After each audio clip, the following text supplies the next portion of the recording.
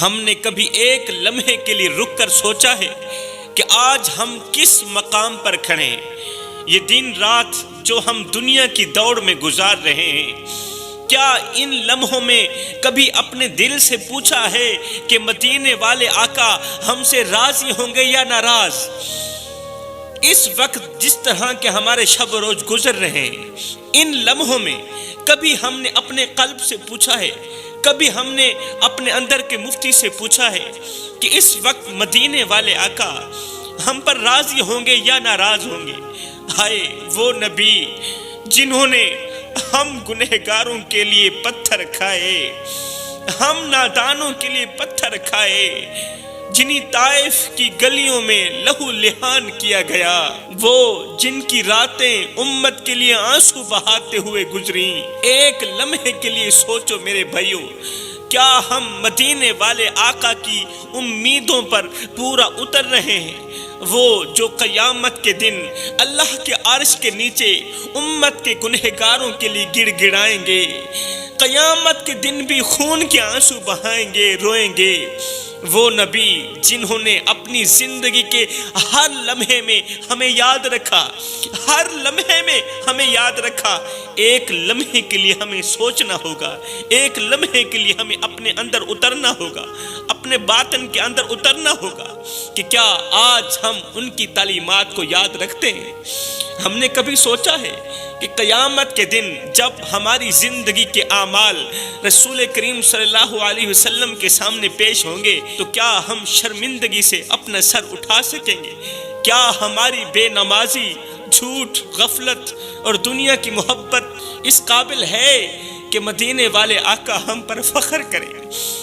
کیا ہمارے اندر اتنی قابلیت ہے، ہمارے اندر دین ہے اتنا کہ مدینے والے آقا ہم پر فخر کریں؟ وہ جنہوں نے اپنی آخری سانس تک کہا تھا میری امت، میری امت، میری امت، اللہ میری امت کو معاف کر دے۔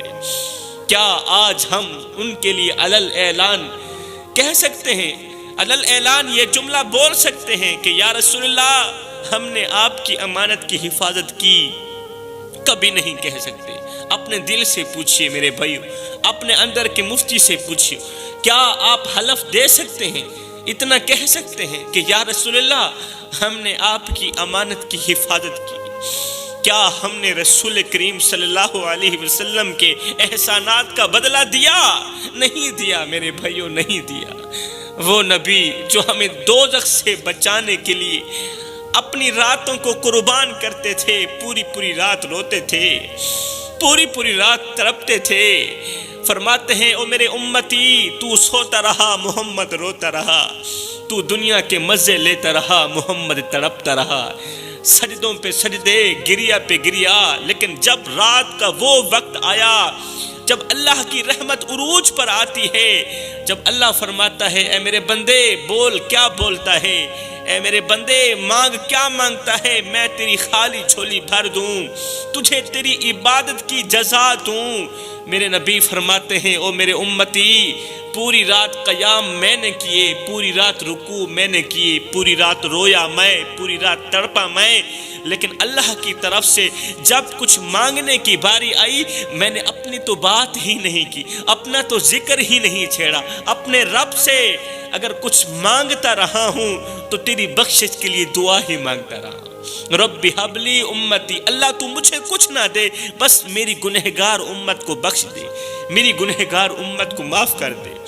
وہ نبی جو اس دنیا میں آئے تو امت کا درد لے کر آئے، جن کا ہر لمحہ امت کی فکر میں گزرا، امت کے لیے رونے میں گزرا، وہ نبی جو راتوں کو اپنے مبارک ماتھے کو سجدے میں رکھ کے امت کے لیے گڑ گڑاتے رہے، روتے رہے، لیکن افسوس اس امت نے بدلے میں دیا تو درد ہی دیا، اس امت نے اس بدلے میں دیے تو زخم ہی دیے۔ میرے بھائیوں ہم نے گناہ کیے تو دوزخ ملی، ارے دوزخ کا کیا قصور کہ اسے ہم جسے گنہگار ملے؟ یہ بھی ممکن ہے، ممکن ہے قیامت آ چکی ہو اور ہم جہنم میں رہ رہے ہوں، یہ ممکن ہے۔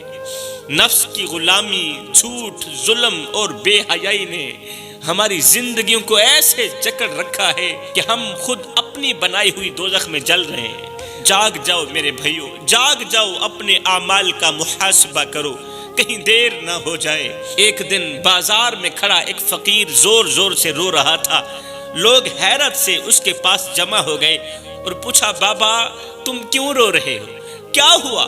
فقیر نے آنسو بھری آنکھوں سے آسمان کی طرف دیکھا اور بولا، مجھے اللہ نے بہت بڑی دولت دی، میرے اللہ نے مجھے بہت بڑی دولت دی تھی، لیکن میں نے اسے کھو دیا ہے۔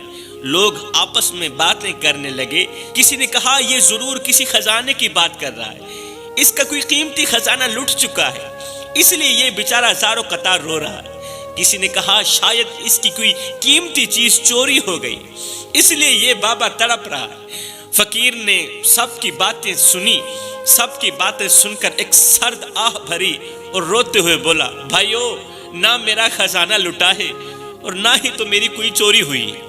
لوگوں نے کہا، بابا خزانہ بھی نہیں لوٹا، کوئی قیمتی چیز بھی چوری نہیں ہوئی، پھر رونے کی وجہ کیا ہے؟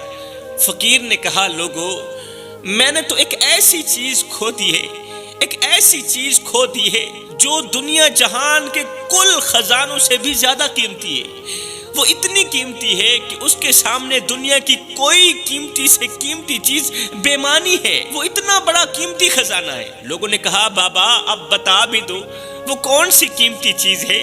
بابا جی نے روتے ہوئے کہا، آج مجھ سے نماز چھوٹ گئی ہے، آج مجھ سے فجر کی نماز چھوٹ گئی ہے، جو پھر کبھی بھی میری زندگی میں لوٹ کر نہیں آئے گی۔ وہ ایک بار چلی گئی ہے، اب چلی گئی ہے، پھر کبھی بھی وہ لوٹ جانے والی نماز میری زندگی میں نہیں آئے گی۔ اب آگے والی نمازیں تو آئیں گی، اگر زندگی کا دھاگا لمبا ہوا تو آگے والی نمازیں تو آئیں گی، لیکن جو نماز چھوٹ گئی ہے وہ کبھی نہیں آئے گی، وہ کبھی نہیں آئے گی۔ بھائیو میں نے اپنی نماز کھو دی ہے اور اپنے رب کا قرب کھو دیا ہے، اس لیے زارو قطار رو رہا ہوں، خدا را مجھے رونے دو۔ بابا جی کی یہ باتیں سن کر لوگ خاموش ہو گئے۔ اب فقیر نے کہا، میرے بھائیو حقیقت تو یہ ہے کہ جس نے دنیا کی دولت کھوئی اس نے کچھ بھی نہیں کھویا، جس نے دنیا کی دولت کھوئی اس نے کچھ بھی نہیں کھویا، لیکن جس نے رب کو کھو دیا اس نے سب کچھ کھو دیا۔ جس نے نماز کھو دی اس نے سب کچھ کھو دیا۔ میں آج اپنی چھوٹی ہوئی نماز پر رو رہا ہوں، میں آج اپنی چھوٹی ہوئی نماز پر زار و قطار گریہ وزاری کر رہا ہوں، کیونکہ میرا دل خالی ہو گیا ہے۔ میں نے نماز نہیں پڑھی، میرا دل خالی ہو گیا ہے، میرا رب مجھ سے دور ہو گیا ہے، اللہ مجھ سے ناراض ہو گیا ہے، اس لیے تو میرے اللہ نے آج مجھے فجر کی نماز پڑھنے کی توفیق نہیں دی۔ اے بندے، اللہ جب ناراض ہوتا ہے روٹی بند نہیں کرتا، اللہ جب ناراض ہوتا ہے رزق بند نہیں کرتا، اللہ جب ناراض ہوتا ہے سورج کو حکم نہیں دیتا کہ فلاں شخص میرا نافرمان ہے، تیری کرنیں اس کے آنگن میں نہیں جانی چاہیے۔ نہ بندے نہ، اللہ جب ناراض ہوتا ہے تو سجدوں کی توفیق چھین لیتا ہے، اللہ جب ناراض ہوتا ہے تو من اجڑ جاتا ہے۔ اس سید کو اتنا تو بتا دو، جس بندے کا من بھی اجڑ جائے اس کے پلے رہتا ہی کیا ہے؟ کہنے لگا، میرا دل خالی ہو گیا ہے، میرا رب مجھ سے دور ہو گیا ہے، میرا رب مجھ سے ناراض ہو گیا ہے۔ اے میری قوم کے نوجوانوں، یہ کہہ کر بابا چپ ہو گیا، بابا اپنی بات کہہ کر خاموش ہو گیا، لیکن مجمع پر ایک عجیب سی خاموشی طاری ہو گئی، ایک عجیب سی خاموشی طاری ہو گئی۔ ہر شخص اپنی حالت پر غور کرنے لگا۔ بابا جی کی درد بھری کہانی سن کر وہاں پر کھڑا ہر ایک شخص اپنی حالت پر غور کرنے لگا کہ بابے کی صرف ایک نماز چھوٹی ہے اور وہ یوں تڑپ رہا ہے جیسے مچھلی پانی کے بغیر تڑپتی ہے۔ اس کی ایک نماز چھوٹی ہے، وہ یوں تڑپ رہا ہے جیسے کل خزانہ چھین لیا گیا ہو۔ ایک طرف بابا ہے، دوسری طرف ہم ہیں، جن کی زندگی میں بے شمار نمازیں قضا ہوئی، بے شمار نمازیں چھوٹی، لیکن ہمارے دل پر کوئی اثر نہیں ہوا، نہ کوئی ندامت، نہ کوئی فکر، نہ کوئی خوف خدا۔ یہ منظر سب کے لیے ایک ایسا آئینہ بن گیا جس میں ہر شخص اپنی کوتاہیوں کو دیکھنے پر مجبور ہو گیا۔ جس آئینے کے اندر ہر شخص اپنی کوتاہیوں کو دیکھ کر رونے لگا۔ اللہ کے رسول نے فرمایا 2 گناہ کبھی نہ کرنا، میری امت سب کچھ کرنا مگر 2 گناہ کبھی نہ کرنا۔ ان 2 گناہوں کو اللہ تعالیٰ کبھی معاف نہیں کرے گا۔ یہ 2 گناہ تمہیں جہنم میں لے جانے کا ذریعہ بنے گے۔ یہ 2 گناہ تمہاری قبر کے اندر آگ بھڑکا دیں گے۔ یہ 2 گناہ تمہاری زندگی میں سے سکون، چین و قرار چھین لیں گے۔ رحمت کے فرشتے تمہارے گھر پر نہیں آئیں گے، رزق میں برکت ڈالنے والے فرشتے تمہارے گھر کے اندر نہیں آئیں گے۔ یاد رکھنا، تمہاری اولاد تمہاری نافرمان بن جائے گی، تمہاری اولاد تمہیں دکھ دے گی، درد دے گی۔ یہ 2 گناہ کبھی نہ کرنا۔ اللہ کے رسول نے فرمایا یہ 2 گناہ کبھی نہ کرنا۔ پوچھا گیا یا رسول اللہ وہ کون سے 2 خطرناک گناہ ہیں؟ اللہ کے رسول نے فرمایا نمبر 1 ماں باپ کی نافرمانی مت کرنا، فرما برداری کرنا، والدین کو دکھ مت دینا۔ والدین کی پریشانی میں بربادی کے سوا کچھ نہیں میرے بھائیوں، والدین کی پریشانی میں بربادی کے سوا کچھ نہیں میرے بھائیوں۔ باپ کی آنکھوں سے نکلے آنسو میں تباہی کے سوا کچھ نہیں میرے بھائیوں۔ جو والدین اولاد کی وجہ سے روتے ہیں ان کی بدقسمت اولاد کبھی بھی سکھ کا سانس نہیں لے پاتی۔ حضرت شیخ سعدی رحمت اللہ تعالی علیہ فرماتے ہیں کسی بستی میں ایک بوڑھا شخص ہر روز ایک درخت کے نیچے بیٹھتا تھا اور وہ ہر وقت آسمان کی طرف دیکھتا رہتا تھا۔ لوگ اسے پاگل سمجھتے تھے، پاگل سمجھ کر کہتے بابا تم ہر وقت یہاں کیوں بیٹھے رہتے ہو، ہر وقت آسمان کی طرف کیوں دیکھتے رہتے ہو؟